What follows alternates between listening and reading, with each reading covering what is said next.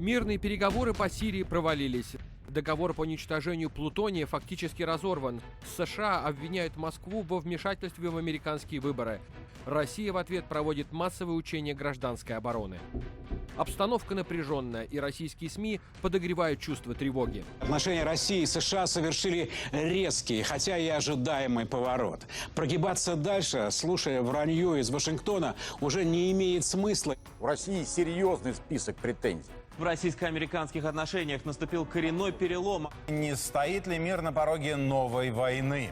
В новостях говорят о ядерной угрозе, об американской системе ПРО и о силе российского оружия, опробованного в Сирии.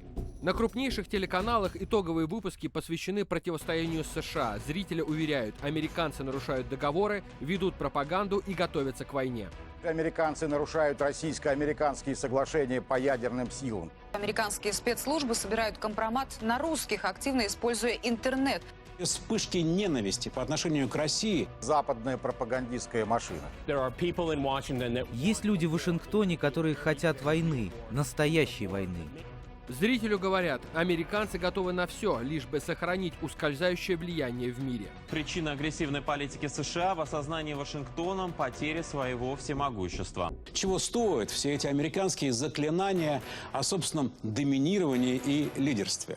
А что же американские СМИ? На фоне российских звучат более сдержанно, и о российских хакерах говорят намного больше, чем об оружии. Россия размещает в Сирии свои системы ПВО, впервые вне своей территории. Этот день запомнят как Черную пятницу. США обвинили российское правительство в хакерских атаках с целью повлиять на выборы. Это всего второй случай в истории, когда Белый дом обвиняет руководство другой страны в кибератаках.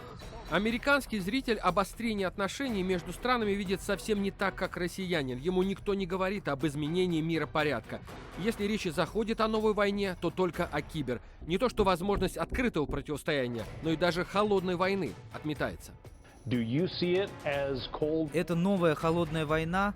Нет, это очередное обострение. Мы это уже видели при прошлых администрациях. Общий спад в отношениях. Президентские выборы сыграют решающую роль в разрешении этого обострения.